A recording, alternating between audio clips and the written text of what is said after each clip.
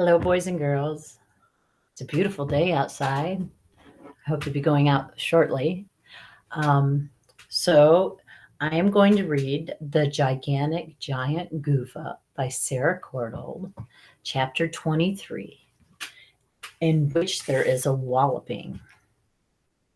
Too big! Too big! Too big! The crowd cheered. In the clearing, not far away from the cave, a disaster of giants had gathered. There were hairy giants, scary giants, craggy giants, and saggy giants. The polite, gentle giants could not be seen, mainly because they did not exist.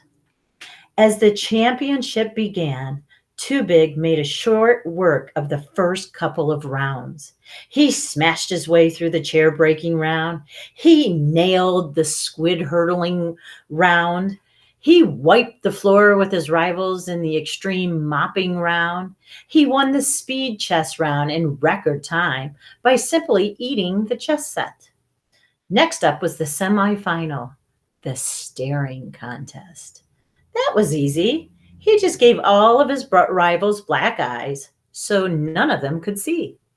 Now there was just one round left. There were only two other competitors in the final, a pair of complete boneheads called Rum Twerp and Meat Knuckle. Too Big wasn't worried about them.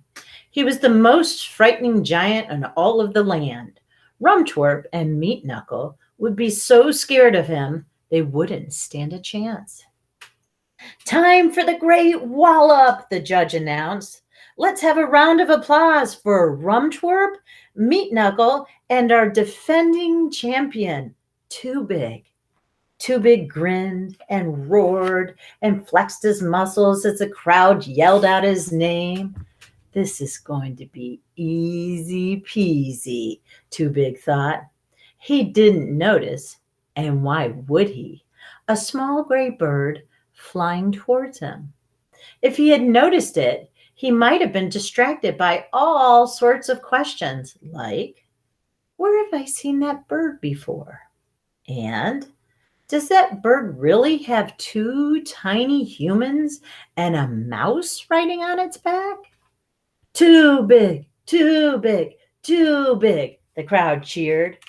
Down there, shouted Eliza, holding on tight as Lavender soared through the air. I can see it. He's got it. He's got the holy snail. And sure enough, the holy snail was sitting on a tasty green leaf on the end of a small brown branch attached to Too Big's club. Can you see it, Bonnet? Eliza shouted as they soared through the air. Can you see the holy snail? Yeah, Bonnet lied. Sitting behind Eliza with the wind blowing in his face, he had his eyes shut tight. He knew that very soon he was going to have to be brave, braver than he'd ever been in his whole life. So he decided not to open his eyes quite yet.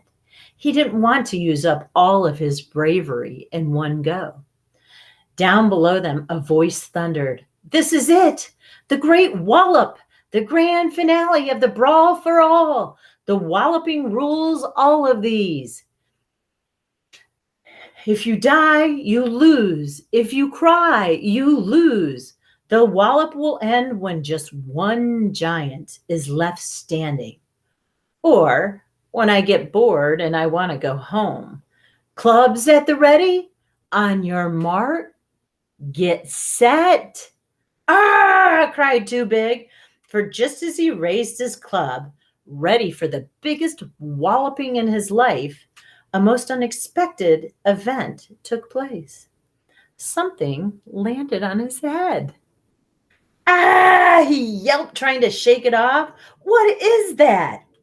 "Oh, it's only a pigeon," said Bonnet as he jumped down from the pigeon onto Too Big's left shoulder.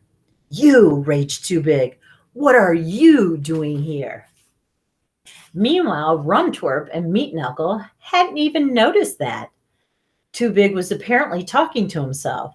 They were too busy whacking each other as hard as they could. Thwack, bosh, kerplunk, bazzow. But the crowd was no longer paying any attention to them. They were all staring at Too Big, jumping up and down and hopping from one foot to the other as he tried unsuccessfully to get the pigeon off his head. When he tried to brush it away, it flew up into the air, and a moment later, it landed on his head again. As he got angrier and angrier with the pigeon, someone in the audience started to laugh. There was a loud gasp. Nobody has ever laughed at Too Big. And there is Lavender sitting on the head of Too Big. We just wanted to help you win the brawl for all, said Eliza, who was sitting on top of Gertrude on Too Big's right shoulder. We thought it was only fair, since we belong to you. Fair? What is this word, fair? Spluttered Too Big. Get it off of me. Oh, aren't you pleased? Eliza replied. We just brought our lucky mouse and our lucky pigeon to be your mascots. Just get that thing off my head before I eat all of you, Too Big roared. But if you eat us, said Bonnet, you won't get the good luck. Oh, I almost forgot. The luckiest thing of it all is when a pigeon poops on your head. What? Boomed Too Big. Don't even think. But it was too late. He could already feel a dollop of warm, gooey liquid spreading on top of his head.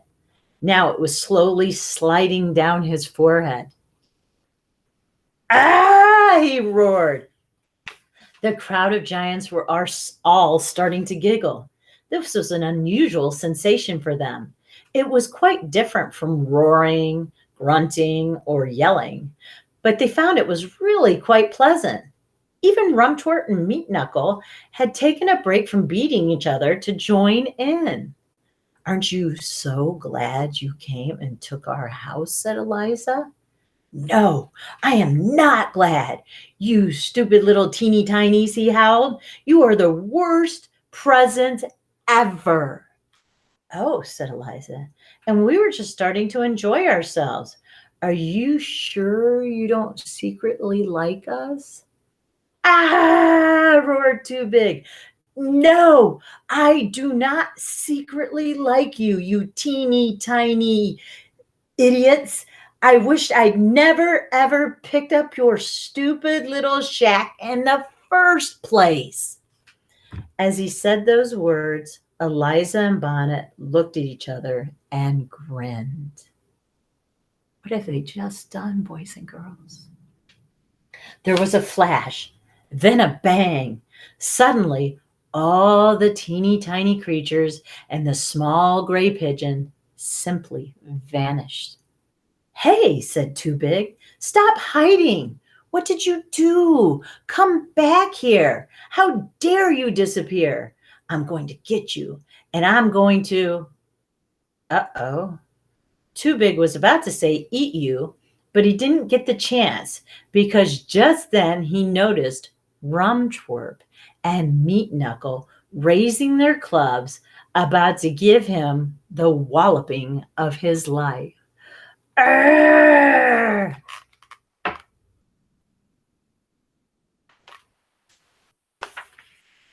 In the end, Too Big had an utterly miserable morning. He did still win a cup, but it wasn't the one he was hoping for.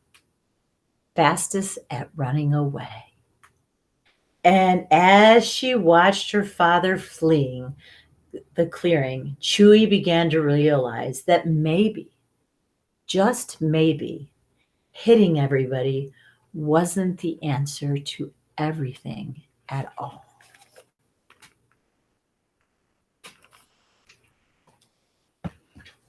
She's right, you know. Have a super afternoon. Goodbye.